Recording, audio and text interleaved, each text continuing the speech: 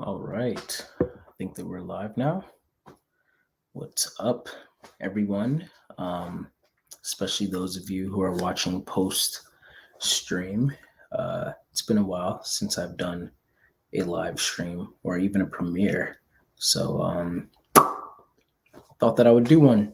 I know that I have put out the Q&A live streams for each of I think it was the judging functions. I haven't done, yeah, the judging function. I haven't done the perceiving functions just yet. Um, I've been still looking for when to get to that, but eventually I will be just figuring out, I guess, priorities, like what to prioritize with posting. What do y'all actually want to see versus what do I actually want to put time into, whether or not y'all want to see it. So that's usually always the balance that I'm looking for. But for today, pretty much what I wanted to do was give anyone who potentially saw this an opportunity to hop on here and ask questions in the comments section, or I've had some questions sent to me over like in the past, like whether it was through email or on some of the other videos and stuff like that. So what I'm going to do is I'm going to first and foremost talk about my coaching and pretty much my new coaching site and everything like that, so that you guys can hop on there and let me know, or yeah, book a session with me if you actually want coaching with me and everything. And then after that, hopefully, as I'm saying all of these, then anybody who actually does tune in and has questions that they'd like me to answer about anything at all, then I will use this time to do that and answer in real time. And also, yeah, just answer. I'm also going to start with some questions that were sent to me in advance. So, without further ado, I want to show you guys my coaching site. First and foremost, I'm quite proud of it. Shout out to my man's Will for setting this up. Check out the animation here. Like,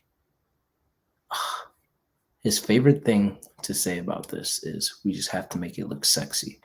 He's this like INTP guy, and he's just amazing. But yeah, so as you can see over here, personality profiling sessions are $100. So if you want to get profiled by me and you would like to, yeah, find out your personality type, and not just what your personality type is, but like just how you relate to the personality type in general. Because the online test, first of all, they're oftentimes wrong. But then, secondly, they don't really get into the nitty gritty of like, how does the function show up for you? And I've done, honestly, like hundreds of sessions by this point, like a lot. Like there's weeks that I've done 15 sessions. So I'd like to say this is an area that I'm pretty good at. And you can watch some of them that I've posted on my channel. I have a playlist for my profiling sessions and everything like that to get an idea of how they look like. But yeah, essentially I go into, an interview with you where I'm asking about, like just a whole bunch of different things.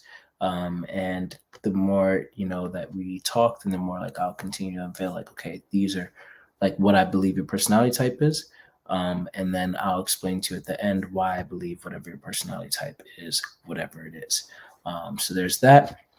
And then I can also help you then with how to better interface with the world, and how to like what functions that you can improve, and just overall like how to just become a better version of yourself and improve your relationships with yourself and other people, which pretty much goes down to these. So these are the other services that I offer. So if you want to probably take on my coaching, but you're really unsure of like, okay, is this really for you? Can this actually help you and stuff like that?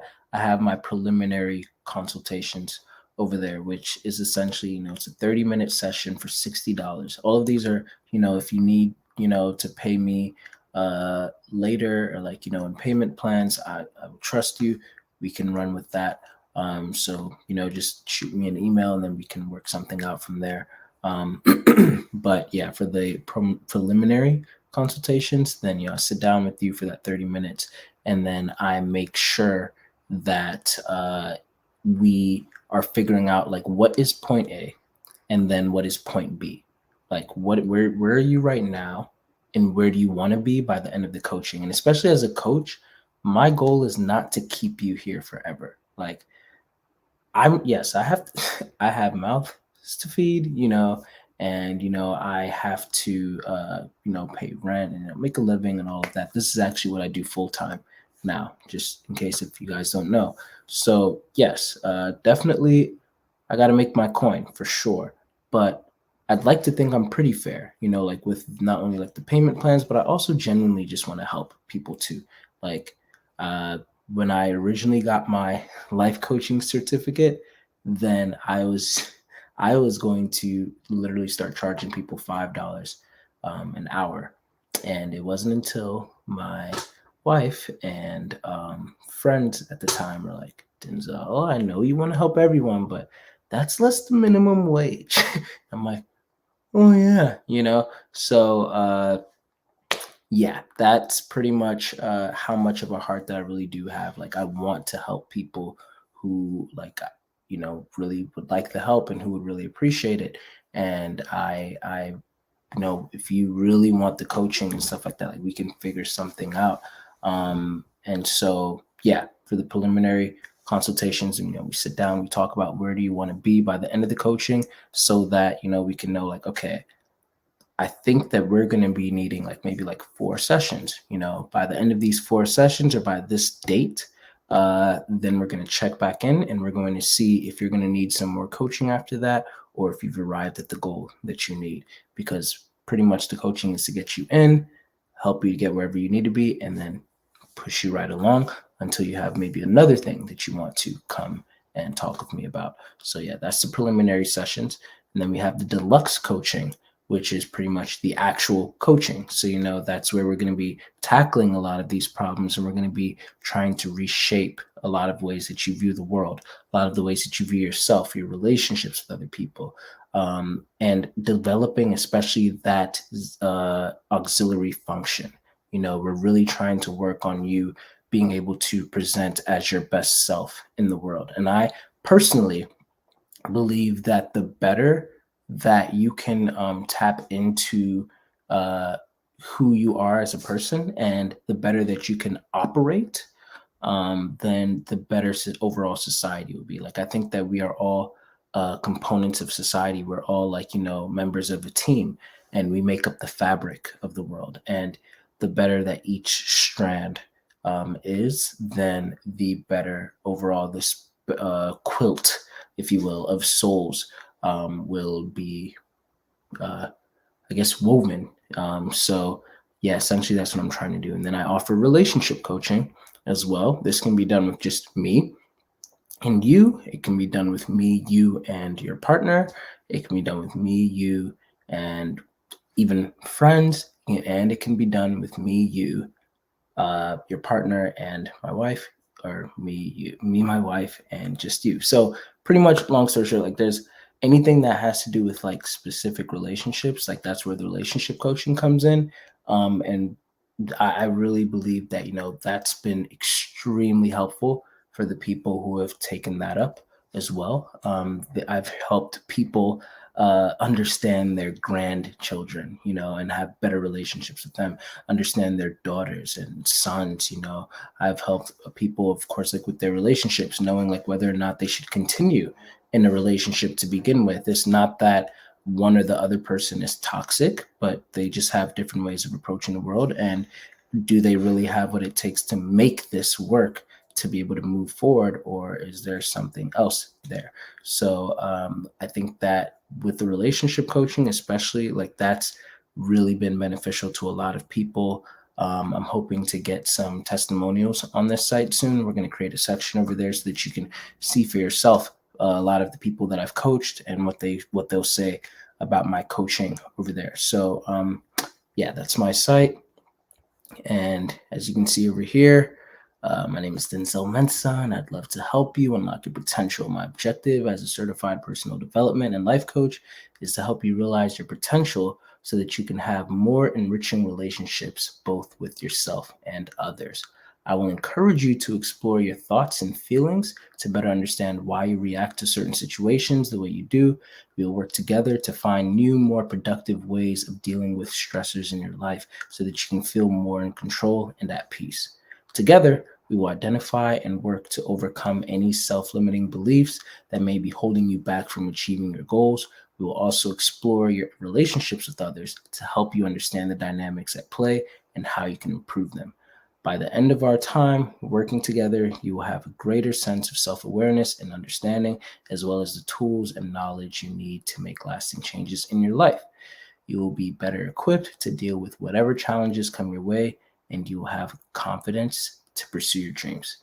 So, yeah, that is my coaching spiel. You can book your session today if you like. Email me at denzelmensa94 gmail.com, or dz2bless, that's DWZY, number two, blessed at iCloud.com. If you are trying to book with like a payment plan, or like, if you have any other stipulations, we can talk about that. Because again, like I need to get, the rent money is all that, we need to make a living, whatever. But again, my heart is I really do want to help people with this. And if I could, I would I would coach for free. But this economy is not set up like that. So, but I also understand, like, it could be expensive for other people, and the people who really need it, they might not have the money for it. So, I just really want to provide that kind of help, and I just want to be that. So, yeah, that is my site, denzelmensa.com, for any of you guys that are interested. And now we can get into this Q&A. So, first and foremost, got this over here. Yes, your favorite memory, YFM. Are the prices the same for students? That's a very good question. Um, Technically, yes. But I think that that's where the payment plan comes in, because I've worked with a lot of students, and that's where, like, it's like, oh, I'm sorry, unfortunately, like, I can't pay $100 for a profiling session like right now, but I would really love a profiling session. And I don't know, like, call it naive, but like I just trust them, and none of them have, cheated me so far. So I'm like, all right, well, how about if you can swing 25 right now, or 50 right now, whatever works for you, or you can even swing me the $100 in full later. Cool. And they've all been able to do that over time. So technically, the prices are the same for students, but I am very I'm very understanding and fair. And again, like, my goal is, I view personal development, like, there was this story that Antonio Dodge said one time on a podcast. I can't even remember what it was, but pretty much, long story short, there was a guy who he needed glasses, and he never went to go get them. Oh, he kept on procrastinating. And then eventually one day when he finally did get them, then he saw the world so much more clearly. And he pretty much started to lament over how much beauty he had been missing out on from just kicking that can down the road and procrastinating from actually being able to put on those glasses. I want to put on those glasses for people as soon as possible, because, maybe you don't have the money to afford the glasses right now. Fine. But what I want to do is to be able to give you these glasses so that when you do have them, you're just so grateful that it's like, no, I'm going to be able to pay for this, and maybe having those glasses is what's going to help you to be able to get the money to be able to pay for that. You know what I mean? And of course, I get spread by word of mouth. I'm not really trying to be all clickbaity here on YouTube. I'm not trying to, like, make corny type of YouTube videos where, it's just going to get people, you know what I mean? Like, I want to be authentic and sincere in everything that I present to you guys, so that you guys can know, like, hey, this is the real deal. So with that, pretty much, yeah, like, I I like to give, yeah, I'd pretty much be presenting you guys like, the opportunities to be able to pay me like when it's necessary and all that. So yes, to answer your question, the prices are the same for students, but I'm giving those uh, uh, payment plans. Good morning, Ja.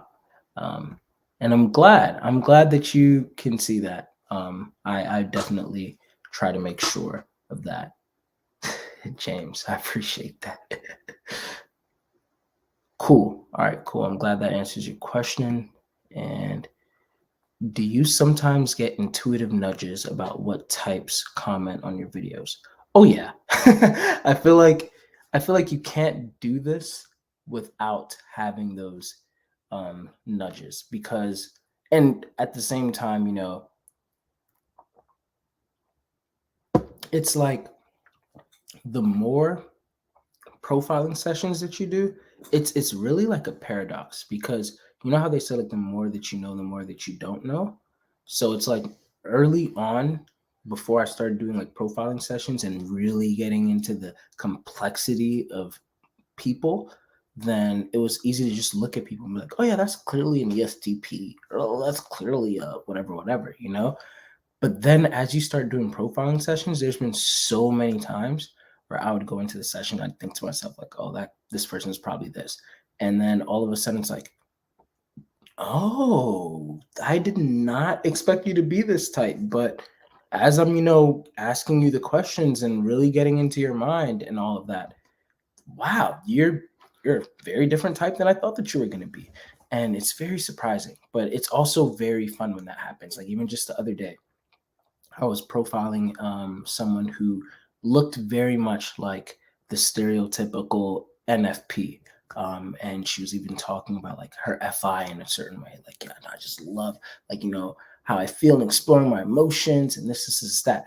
And she, like, by the end of the session, like, I was certain, like, this is an INTJ. Interesting. Like she had the purple hair and everything that she had dyed, which she said that she had dyed it during a crisis, but which probably also explains something. But yeah, like so it's so frequent that like I could think I could have like an intuitive nudge and everything, and then but then I immediately know to myself, but that's just a nudge. I could be wrong. I could be wrong. You know what I mean? Because until I really probably get to know that person, I can't know for sure. So yeah, in short, I do definitely have intuitive nudges when I'm reading certain comments, like, this is probably an ISTP who commented this, But then, in reality, like when I talk to certain people, there are a lot of times where it's like, oh, yeah, I knew it. You're an ISTP. And there's also times where it's like, oh, interesting. You are not what I thought that you were. So, ISFP. Hey, literally one of my top 3 favorite personality types there. What's up? Yes, I get more and more surprised with time about people. I love these moments. I always thought I'm good at reading people, but I'm realizing more and more that sometimes I am so wrong. Right. And it's just very humbling. But it's fun, like I said, because it really shows you the complexity that people have with just just being a human being. I think that being in like you can share the exact same, because this INTJ that I was talking about, funny enough, when I profiled her, then she said that she other INTJs that she knew, which we don't even know if they're really INTJs, to be honest. I'm always like with certain people, but she said that other INTJs that she knew even were like, yeah, you're not one of us, kind of thing, because she seemed quote unquote so expressive. But I think that's again a stereotype. It's like she was definitely using NI as a dominant function, definitely had TE as an auxiliary function. There's only one type who has that order of functions like that, And so, but it's like as an individual, she presents in a different kind of way due to maybe Enneagram or due to upbringing, due to culture, all of that. So I think that, looking at these cognitive functions, it shows you sure how your mind is wired, but then what makes you an individual is how you are presenting yourself in the world with these cognitive functions. And that is infinitely um, interesting and intriguing for me. So yeah. Before I get to the rest of the questions, for those of you who are joining, just make sure to drop questions in the comments. I'm going to get to them in a moment. I wanted to get to some of the questions that I've actually been emailed and sent and all of that here. So I will definitely get to all of the questions in the comments soon. But I had one question sent to me recently. Technically, I had four sent to me recently, and I just want to address them from a client of mine. It was actually Ja. Lately, I've been questioning myself. Could I really be an INTJ if I do actually desire to have a bit of company from other individuals? I know definitely I'm introverted because I can physically see and feel when I get tired. Yet at the same time, I'm tired of feeling alone. But it's not alone. It's not lonely because I much prefer my own company. It's like, LOL, I need to clone myself so we can hang out together. Number one, I think that saying, oh, I need to clone myself so that we can hang out together is such an INTJ thing to say, in my opinion. Like, y'all are stereotypically just so, I don't want to say conceited, but kind of conceited. Like, I am just the ultimate life form, which I had an INTJ friend who used to say that all the time. But yeah, like if I could just have a friend like me, that would be great. Like I think that that's just such an INTJ thing to say. But secondly, yeah, I think that all of what you said still fits within INTJ. Um, I think that the stereotypes that we see of INTJs online, I know everybody talks about how stereotypes are like wrong and all of that at times, but I really want to emphasize like, guys, a lot of these stereotypes are so wrong at times. In the sense that there's so much more spectrum to it. There's so much more nuance.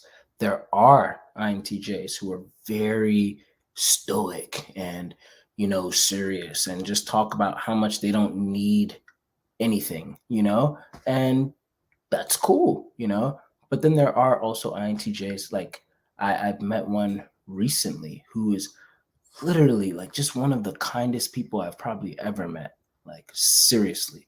And she just continues to blow my mind. Like, because I'm certain that she's an INTJ, but every time that we're engaging, I'm just like, wow, like you, and she knows also that she's an INTJ as well, but like she's like so humble, like, and she's just so kind and man, and it just, she really is like at the top of the spectrum in a sense that's just like, wow, you know, a lot of the INTJs out here who take pride in like, yeah, I'm an INTJ, so of course I'm rude and I don't understand emotions and I'm arrogant and blah, blah. It's like because of this INTJ, I can say like, no, because I know one especially who is not like that, and yet she's very much an ITE. So, and she loves people, and she loves to like just engage and all of that, and she brings so much insight. She's not condescending in her speech. She just shows up in such a lovely manner. So yeah, and I could talk about this INTJ like forever, but yeah, so all of that to say that no, you definitely could still be an INTJ just because you desire to have a bit of company from other individuals. Like that's actually being a human being, and on top of that, that's you potentially like just getting more in tune with your FI as well. Like, having a desire for connection, with other people. And, just being able to share yourself with other people. I think that's really dope. Your second question was, you already know as an INTJ, I'm not really religious, but where else can I turn to in troubled times? Great question. One, yes, it's a trend that, INTJs are not really religious or whatever, but there's a lot of INTJs who also are very much so. Like, I believe that C.S. Lewis was an INTJ and he was an atheist at first, and then he became a Christian, you know? So they're not all like Stephen Hawking's or who was that one other guy? I just forgot his name. Like I know his name, but I just forgot it. Oh, so sad. Anyway, well, yes. So there are definitely INTJs out there who are very intelligent and are also very spiritual, or they have a faith practice, just so you know. But you don't have to be, of course. And so I'm assuming, since you are one who is not, where can you turn to in troubled times? Honestly, I would advise that you. It always depends on what the troubled times are, but I think that, and this is funny telling an INTJ, friends, like, really try to turn to your friends. Find loved ones. Find people who you can trust and confide in, and talk about, what's going on in your life. I think that a lot of INTJs, like, they're so self-reliant, and it's a coping mechanism because they've been let down so many times growing up. So now they just can't trust anyone. And that's totally understandable. But I feel like you should challenge yourself to continue to look and seek out people who can help you, who care enough to try to help you, whether it be emotionally, financially, whatever it might be. Like, find people to be able to support you, and then also, yeah, find, like, it doesn't have to be quote unquote religious, but if you do believe in a higher power, I think that giving that prayer up to the higher power, and just allowing the universe to take control of your life, or like to influence your life in that way, and just kind of like submitting to that in that way. Like, hey, I think that that's not necessarily a bad thing to do, if you're requesting that. So I think that, yeah, definitely friends, like, loved ones, family, and then also, just finding a spiritual practice that might work for you there. Um, Number 3 out of 4, do most ENFJs like to joke around on people? So I don't like to always speak for all ENFJs, so I will say that. But I will say, from my experience, both as an ENFJ myself and then also engaging with other people, yeah, we like to joke with other people, um, but I don't think that we like to joke on other people. I think that's more of an ESTP kind of thing. Like, I think that ESTPs, they like to have more of that, like, higher TI, like, poking at people, and kind of like, causing a little bit of the, like, disrupting the quote unquote harmony just enough to charm with their tertiary FE, like, come on, I'm just playing, kind of thing. And it's not to say that an ENFJ would never do this. I think that they just have to be, like, really comfortable with the people. Like, the more comfortable that an ENFJ might be with people, then the more that they're willing to joke on them and like tell certain jokes. But even then, they're not, I don't see them cracking like jokes that are really like, oh shoot, yo, that was kind of fard, bro. Like, you know what I mean? I think that they are really careful with that, because especially with FE as a dominant function, you're just constantly aware of how exactly you're going to influence other people, emotionally, with whatever that you say. So yeah. And last question from this person: are you aware of how long an ENFJ will need to be out of a relationship to focus on themselves? That's also a very good question. And okay, I'm going to assume that you mean a romantic relationship. Um, every time someone is asked how long for something, it always depends. So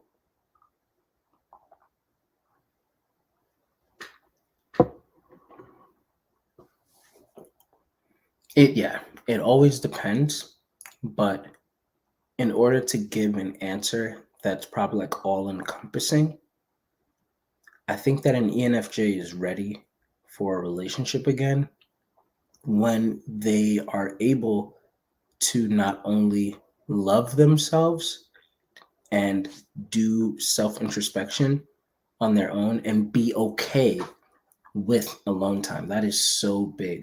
There are a lot of ENFJs there who are just out there who just cannot, they're not comfortable just being alone. Like, the moment that they're alone, then they need to start texting somebody, or they need to, like they cannot sit with themselves.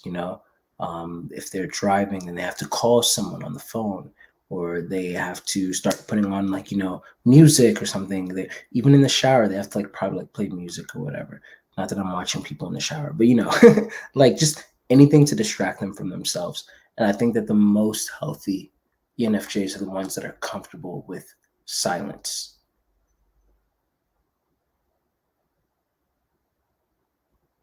Because it's not always awkward, And so when you can find an ENFJ who is comfortable with that silence and being able to be attuned to themselves and self introspecting and is still social, but then also knows when to pull back and recharge and allow whatever their social liaisons brings to them now to surface up new insights for them.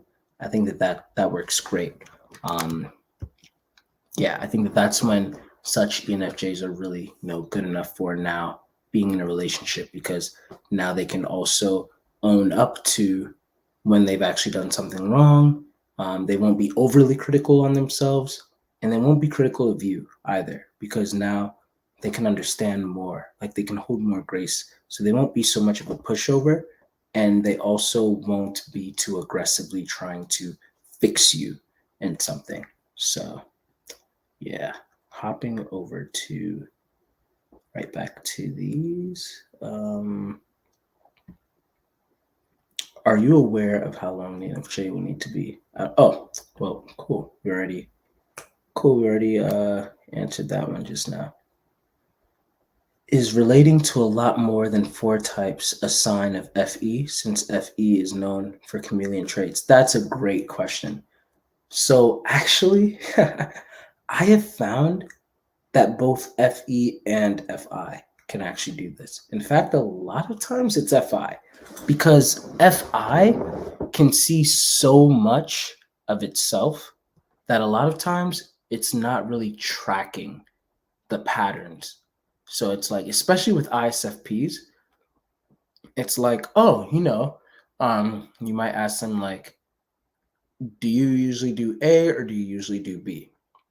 And they can do A like 95 times, but then do B 5 times. And then because of that, they're just like, I'm both. And they're not tracking that it's like 95 times this, but then 5 times that. It's more of just like, no, I'm both, because it's clearly I've done both. So, and that's a part of me. So therefore, that's just who I am. So it's very hard to pin them down. And since FI is obsessed with self introspection and self analyzing, like, who am I? How did this make me feel? How did that make me feel? What are my values? What do I stand for? What are my morals? What are my motivations? Am I being authentic in this moment? How can I best express who I am? What is my core self and core being? Like, these are the crazy deep questions that FI is always asking. And because of that, then it's always searching for itself in other people in ways, and looking for like resonance in a way. And from that, it's able to sometimes like be able to relate to many other things, because it sees so many different parts of itself that it just continues to explore. And yeah, that's why a lot of times, like, FE and FI can both be confused for different kinds of types. However, when it comes to chameleoning, yes, FE is more of the chameleon. It's not that FI will never chameleon, but FE will more naturally do so, because they are most attuned to and focused on what the environment and what the social atmosphere requires of them, and what might be harmful to them socially, or harmful to the social atmosphere. So then they're attuned to that, and they might adapt in that way. Whereas an FI user might feel like they're betraying themselves from adapting in that sense. So hopefully that helps. Do I like Minecraft? So funny enough, I saw a tweet before hopping on here And I saw that first of all, Sonic is on Minecraft, and I had never really considered playing Minecraft before. I don't even know if it's something that you have to buy or whatever. But when I saw that Sonic was on there, I was like, should I get it? And then just now I saw that now they added Goku onto there, and it's like, oh man. And they have like Super Saiyan Goku, they have Kaioken Goku, they have Super Saiyan God Goku, like the Super Saiyan Blue Goku, all these forms. I'm like, dang, this is pretty cold. So I'm saying this, but I still might not end up playing Minecraft because I just feel like I'm always so busy. Like I'm really always trying to be like productive. And so when I do even like play video games, then um, it's uh, it's very not only is it seldom, but I have to be playing. I don't have to, but I'm usually playing with somebody else, and then I'm seeing it as like quality time, which is to me as an ENFJ, I guess like productive. Um, but then also I play like only a few games at a time. So like I really like Sonic, as I've mentioned, and Dragon Ball Z. And I really like Pokemon. I play a lot of Pokemon. I've always loved Pokemon. Um, in fact, Pokemon Legends of Arceus was the exact game that caused me to get a Nintendo Switch. So yeah, there's that. Met two INTJs. One was so authentic and hella interesting. The other one was really awkward and arrogant, and at the same time, but they had in at the same time, but they had in common. Oh, sorry. Let me read. The other one was really awkward and arrogant at the same time, but they had in common that it feels incredibly comfortable to be around them.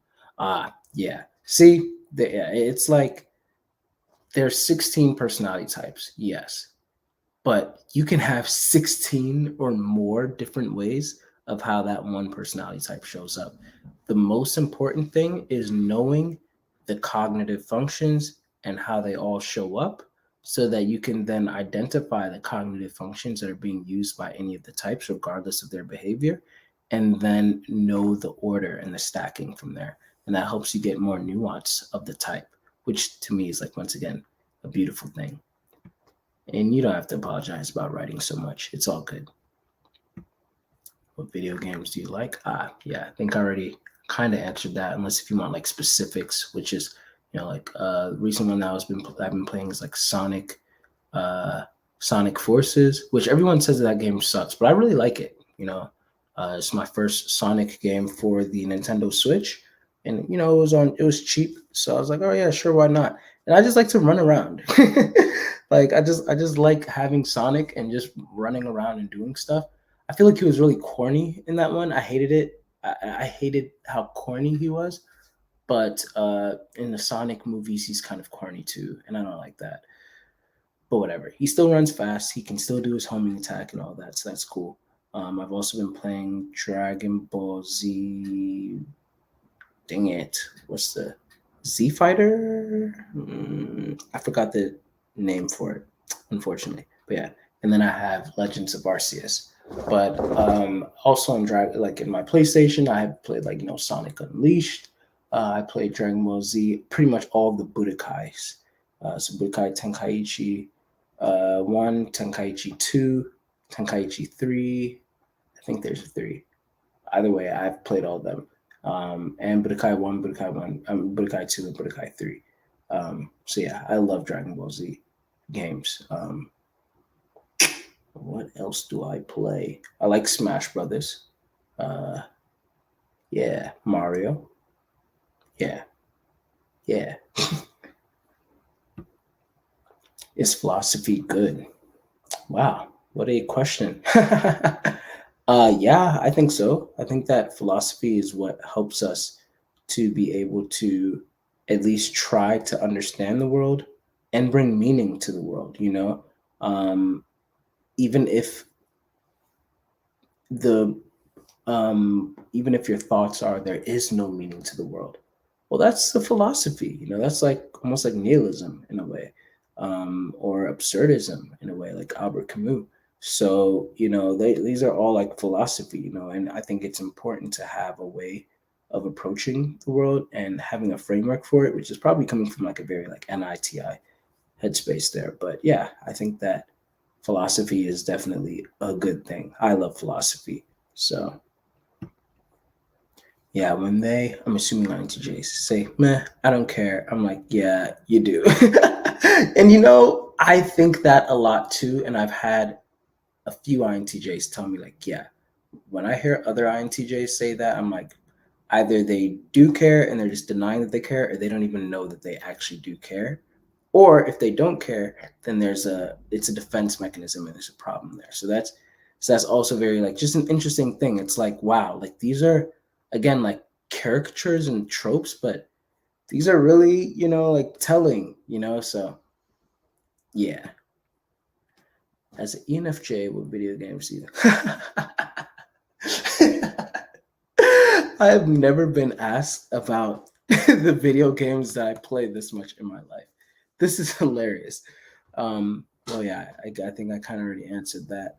Uh, if you get me Pokemon Violet or Scarlet, if any of you want to get me that when it comes out, or if you just want to get me any Pokemon games for the Switch aside from Legends of Arceus, in general, or give me the money to be able to buy a game, the PayPal link is in the description. But yeah, like I just love Pokemon a lot. So I heard a lot of INFJs often come across as an ENTP. What type do ENFJs often come across like? Maybe from your typing experience. Interesting. INFJs come off as like ENTP. I don't really see that. To me, INTJs, I think the most similar energies that I've seen INFJs have uh, is they come off like so INFJs and ISFPs to me have the most similar auras um, energetically. Um, and INFP can often also look like INFJ. And I think even ENFJ. But I don't think I really ever see INFJs looking like ENTPs and vice versa, personally. Um, I think that INFJs most can look like ENFJs, ISFP, INFP, and ISTP. And then for ENFJs, I think that ENFJs can look like INFJs. I think that sometimes I think that ENFJs can look like INFJs a lot. I think that ENFJs can also look like ENTJs at times. I think that ENFJs can definitely look like ESTPs a lot of times. And I think that, who else do we look like? I've gotten, and I know that maybe to a lot of you guys, you're probably like, what? But I've gotten ISTP for myself a lot, like at work. I used to work as a server, and there's a show called Grownish, and there was a conversation going on like what characters everybody would pretty much like represent, and everyone literally was like, oh, do you know who Denzel would be? Like, oh, what's that guy's name? And then another person's like, Luca, and he's like, yes, Luca. Like, yo, Denzel, you are so much like Luca. Like, blah blah. And I'm like, oh wow, hadn't seen the show yet. I went to go watch the show, and I was so surprised because Luca is very ISTP. He's like an ISTP four. Like, I'm just like, wow, I do not think that I have any Enneagram 4 traits, but interesting that they saw me, like they were all like, yeah, you're so Luca. I'm like, oh, okay. So yeah, I guess ENFJs can also look like ISTPs depending on the situation. Like if they don't feel the need to like shepherd, then I guess they can just be in a more relaxed state, and that's where they go to. So yeah. I'm worried to do a session with you because based on the questions you ask your clients, I always say I'm.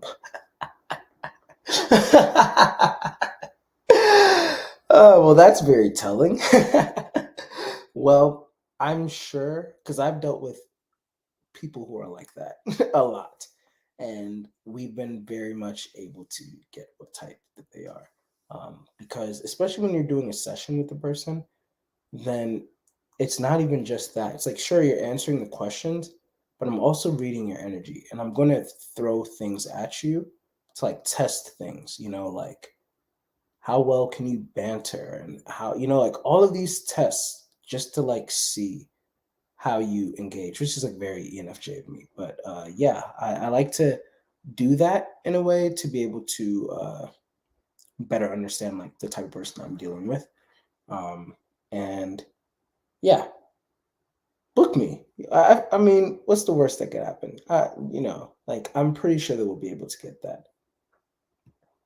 That's interesting though that you notice it a lot in FI. Yeah, literally in my certification class for profiling, Antonia Dodge literally said like, if you are, this is not a silver bullet. So just because you're saying both does not mean right away that, oh, you are this type. But Antonia said that more than any other type, like ISFPs are like the hardest type to like pin down because of that FI and everything like that. So they answer often, I do both. I'm both. And my ISFP wife, like, it's just hilarious because I could see her kind of being that way too, and like it's just funny, like, and it's almost like you always have to like you can never get something right with them. It's like I can explain like, oh yeah, so my ISFP wife, like, yeah, she's like this, and then she has to kind of do a well actually, because she has to explain the other parts of her too, and it's just like there's so much that's encapsulating for FI. So yeah, it's kind of like I don't want to be boxed, but at the same time I want to learn more about myself. And yeah, I do both because, well, I can't say that I'm this but I'm not that, because that is me too, and they just don't want to let go of that side. And you don't have to, but we're talking about patterns here. So yeah, maybe you do have FE moments, but you're more FI. So yeah. What music do you like to listen to as an ENFJ? Ha! I actually have an ENFJ playlist. So I called it ENF Journey. Is if you have Apple Music, I'll put the link to the playlist in the comments section. If any of you guys are interested, you can follow me on Apple Music if you like to. But yeah, I personally listen to a lot of hip hop music, so I really like rap music a lot. I like to also write raps every now and then when I get the chance. I have spoken words here on my YouTube channel. So yeah, like literally if you search Denzel Mensa spoken word, then you'll probably find like a lot of my different spoken word videos that I've posted. So yeah, I like rap music because I just really appreciate clever lyricism. So not like stupid rap, but like conscious rap that's talking about stuff that's meaningful and impactful or just expressive in that way. I really love jazz music. I really love, actually, really like, I like country. I do. I think that is pretty nice. I really also enjoy, I like a lot of pop music for sure. So I really like pop music. Man, I'm trying to avoid saying I just like everything, but I feel like I kind of do. Like I like everything. I like except for bluegrass. Don't like that. I love heavy metal music, but I don't like heavy metal that is screamo. I just like the instrumentation. Um, but yeah, yeah. So I listen to a lot of stuff. Is it possible for an ESTP to be in a romantic relationship with their flipped type INFJ? Is it possible? Yes. Can it work out? Yes. Uh, is it advised? Um, it depends on what you're looking for. Let me find the best way to put this because now the sun is being weird. But yeah, it depends on what you're looking for. If you are looking for, well, yeah, I guess I'll leave it at that. It depends on what you're looking for. I made a video on MBTI types and compatibility, and I go really in depth in that video. So if you want, you can look that up. But yeah, for an ESTP and an INFJ, they will definitely fight a lot because of the NI differences versus the SE differences. So they make, in my opinion, like a good team. but maybe not like romantic partners as like the best, but at the same time, they're not bad romantic partners either, as long as they are taking the time to understand each other, and they can also really connect on that TIFE middle polarity over there. I think that really helps them out a lot with the ESTP valuing TI, but then having the FE refined, and then the INFJ valuing FE, but then having their TI refined. They help each other in that way.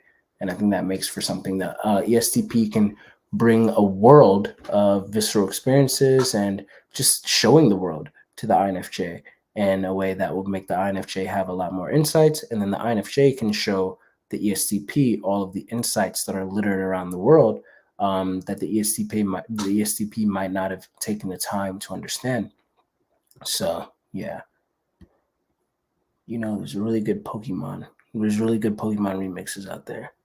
Oh, really? Like games or like the songs? Interesting. Heard it 3 times on Reddit. I mean, INFJ is relating a lot to behaving like ENTP. Yeah. Yeah,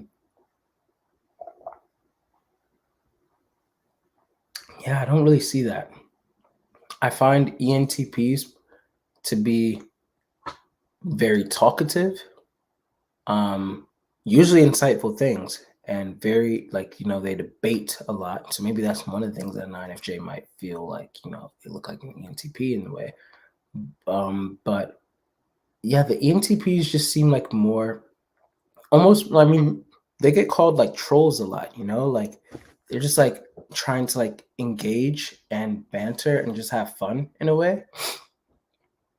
I think that INFJs are usually often too serious minded to be like compared to an ENTP personally. So yeah, I don't really I bet my usually calm self would get really bubbly around you. Oh, well, that's good. That means that, now I'm bringing out a certain side of you. But then, I have ways around that too. Like, like, okay, so are you always like this? Like, how would other people describe you? And like, we triangulate a lot. But now I really want to try to profile you. And don't tell me who you are when you sign up for the profiling session. Just if anything, like wait until the end of the session and then tell me like, okay, so by the way, I'm your favorite memory on YouTube. What? I remember you. But yeah, I think that would be interesting. Book me or email me if you need to have a payment plan or something. We should do that. Yes, I hate to get pinned down, actually. You're sounding very FI here. As an ENFJ, do you sometimes cringe at yourself? Oh gosh, when watching heroic movies that are about cohesion and people coming together to work on a single cause. Like, do you think my ENFJness likes that? Yes, I sometimes do. It depends on how it's being presented. Like, I love watching Professor Xavier. I did a video on my channel about Professor Xavier, the quintessential ENFJ. Same thing with Tanjiro Kamado from Demon Slayer. I did a video on him too. Yeah, so it depends. Like, if it's being presented in like a corny way, definitely like it's cringe. Like, Judy Hopps from Zootopia. Like, she's like, girl, you too like excitable about this, but I still don't disown you as an ENFJ. You know what I mean? And yeah, I think that she's actually like, yeah, like I actually do also like Judy Hopps from Zootopia. So like, that's cool. But yes, there are times when I can like cringe. I just cringe a lot. Like, I realize that I love ENFJs, but I'm also naturally harder on them, especially being harder on myself. Because it's like, I think that we are and if you follow my channel, you probably heard me say this enough times. So I feel like a lot of times we're in the INFJ shadow, and I feel like we're also like, we're just always like being pigeonholed some way. Like either it's like, oh yeah, we're the little brother of the INFJ, the more rare type, which by the way, statistically is not even true anymore. We're either equally rare or even the ENFJ being a little bit more rare than the INFJ according to the most recent studies. But that doesn't even matter, to be totally honest. I'm just saying, statistically, that's whatever those surveys that they did around the world, like almost 17,000 people. That's how that was, or 17,000, 7,700. I forgot the number, but it was a number. So anyway, but yes, I do cringe. Sometimes when I see other ENFJs and they're not living up to their potential, or even worse, like they're like being in a way they're acting they're they're just not giving us a good name, like it's like, oh no, like I'll see certain ENFJs do something or act a certain way and I'm like, oh man, you're making us look bad, and it's not that I want us to always appear like looking good in a certain way, but it's just like, okay, well, at least provide enough for them to see like the holistic picture, like tap into that NI more, like stop being so impulsive. So sometimes I cringe at that. But when it comes to that, like heroic movies and like everyone like being in cohesion, like working together and stuff like that, no, I don't think I cringe much at that. Like, unless if it's kind of like, again, like Sonic Forces, how I said that. I think that Sonic is ESTP, but he's like, yeah, the power of friendship. Like, bro, don't. That's corny. Don't say it like that. That's mad corny. But if it's like, yeah, I think that when we focus on the power behind love and whatever, like the way that you say it is how things is how I will interpret whether or not like it's cringe or not. Hopefully that answers your question. I really love the video game remixes. That's what I meant earlier. Dude, link that in the comments because I want to know more about these video game remixes. Unless if it's those like rip-off Pokemon stuff where it's like people who make up their whole like like their own Pokemon kind of thing. Like there's like apps or something for it. Then nah, I don't really mess with that. Like I wanna play with the actual Pokemon. Um, Not people's made up Pokemon. I think that it's really cool and creative, but it's like if I'm gonna play Pokemon, then I want to play like the actual Pokemon. You know what I'm saying? Like I'm not gonna buy Cocoa Fluffs. Like I want to get Cocoa Puffs if I'm gonna eat Cocoa Puffs like at all. Hey Carmine, I just watched your YouTube video this morning with Ari, Lisa, and Kevin. So it's funny that you're here. Maybe, yeah. I'm wondering if you saw this because I subscribed after I watched it. But yeah, that was a dope video. Anyway, it matters a little now that you said it. Not really sure what you're referring to here. So, will you get to watch Persona or Dang? Ooh, that's a big word. Dangan, Dangan, anemone, Danganum, Dang, Dangan. I'm determined, guys. Danganronpa. I think I said it right this time. I'm gonna leave it at that. Those have characters that you can guess. I feel like I have enough people that I'm kind of like trying to guess at their personality types and everything like that, or like shows that are like that. So I probably am not gonna watch that. But who knows? Maybe I will one day. We'll see. What's ENFJ's superpower with love and so? Yeah. Good question. I think that the superpower of the ENFJ or superpowers of the ENFJ are insight, unity, conflict resolution, and also being able to influence, getting people to do things, like knowing how to emotionally influence an individual or a group of people to get them to do certain things. I think that's a superpower that should obviously be used for good. Um, but yeah, so I think those are some of the superpowers. Healing other people, teaching, coaching. Um, but yeah, if we're like going like actual like abstract, fantasy type of superpowers, huh? Mind reading, like how Professor Xavier does in the X-Men movies. I once again believe that he's an ENFJ, even though some people argue INFJ. I think that he's INFJ in the show, but I think that he's ENFJ in the movies, especially James McAvoy's Professor Xavier. Like, if you don't see the ENFJ there, then I don't know what you're doing. Like, you have a very warped perception of ENFJ in that case. So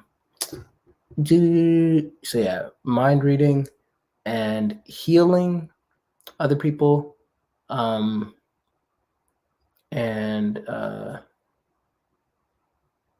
yeah, and probably like some type of like not only mind reading but mind control of some sort. That's what I think. I used to think like that as well when meeting or reading comments by my type and others hating on us, worrying about our reputation. But remember, they don't know you. If they knew you, they might completely change their opinion.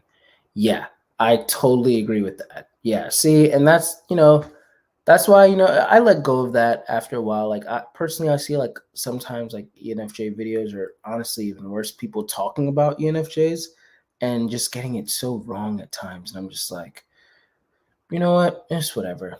And also I think of them as like, maybe other ENFJs are like this, and I'll let that be. But no, that's not how I am. So I just won't, like ascribe to that. And then I try to make the content that I want to see online. So I'll just make an ENFJ video where I either explain why they might be perceived a certain way, or even explaining how I don't think they're actually a certain way. Like, I don't think, for example, like personally, I think that ENFJs are not the types to be like I think there's like a Frank James skit where he said that, like, if an ENFJ, like it was something, and I know they're jokes, they're memes, but like ENF like types meeting their own types. I think that was the video. And it was like I'm always excited to like see like, oh, what's he gonna say about my type? Of course, who isn't? But then it was like ENFJ is like outside of a hospital. Like, oh, we're trying to save the children. And then it's like, oh my gosh. And then they're both having like a picket sign, like save the children. And I don't know, like, I just don't think that that's really how we're like. I just think that we're like more philosophers on love and interpersonal dynamics and personal development. So yeah, I feel like that's pretty much like how I view the ENFJ personality type in that way. So yeah. I was going to say something else on that, but now I can't really remember. So on to the next one. Thankfully, we don't walk around with signs of our type around our necklace, so people have to get to know you first, unless they ask you to do a test upon first meeting. Right, exactly. In fact, a lot of times I like to ask people, like, what type do they think that I am in advance? And people very rarely actually say ENFJ first, so I think that's also funny. But I know 100% I'm ENFJ, and I think that's cool. So yeah. I am hard on my own type, but I'm also proud of my own type. And that's why I'm hard on them, extra hard on them. So, yeah. You like mind control? Wow, that's a first. Or maybe you're an ENFJ, so you're saying that you like these superpowers because you like to use them. In that case, that is not surprising. Yeah, just remember to use them for good. We are, as two different people called me this. I didn't even know what the word benevolent meant, but at the recent personality hacker event. As I was explaining like my process to people, like on like two different people, like in two different situations, they referred to me as a benevolent God. So after the second time I was referred to as that, then I was like, okay, I should probably really look up what this word benevolent meant.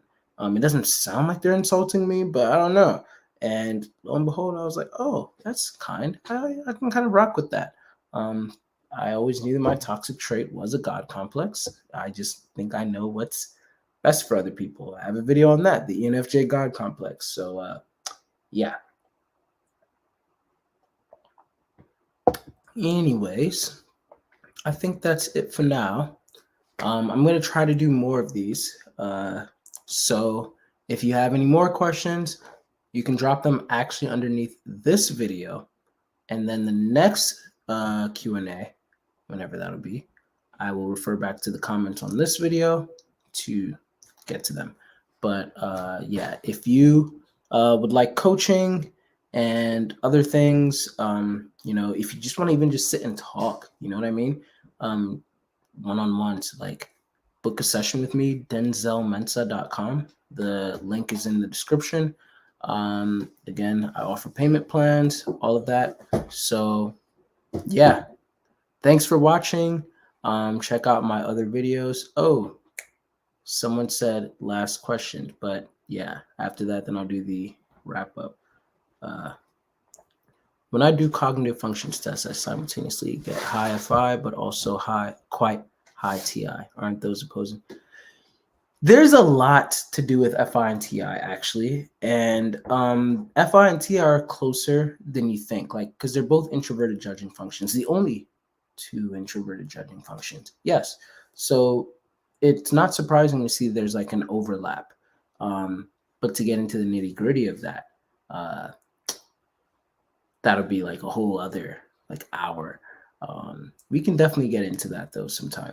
But yeah, it's not uncommon for FI users to be like, no, actually I have like quite a lot of like TI there.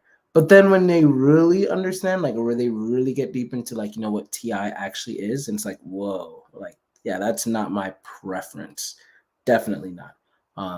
So yeah, and even like vice versa. And do ENFJs eventually end up doing what they were born to do, like calling? Excuse me, I asked first. You're funny. Wow, that is another good question. I can't answer that question. I guess because, you know what? No. Wow, this is a really good question. You kind of stumped me with this one.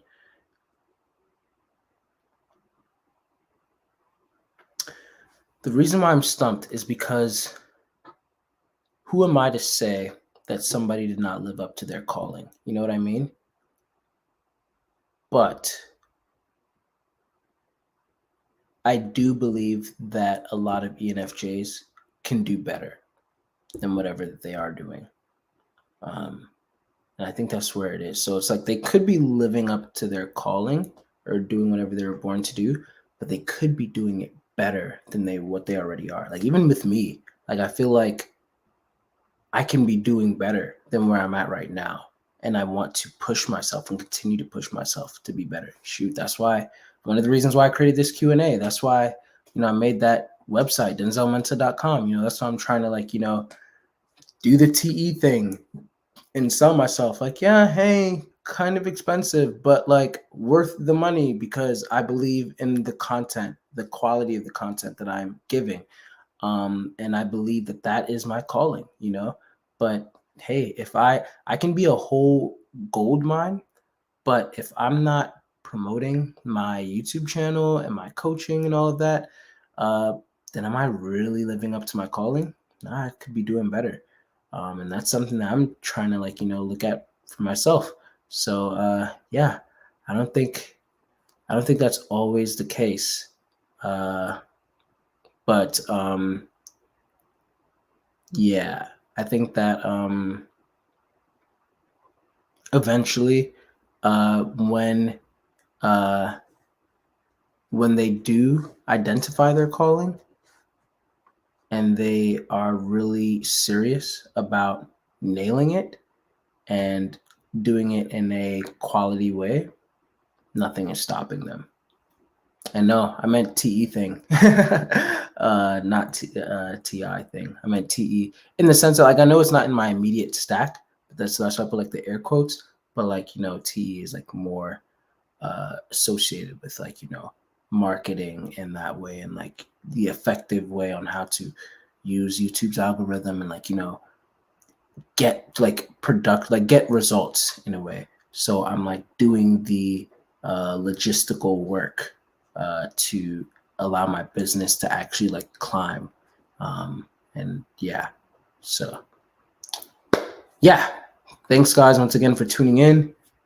Again, leave your questions in the comments. Check out my coaching site, all of that, and tell people about me if you like me and you think that they will like me.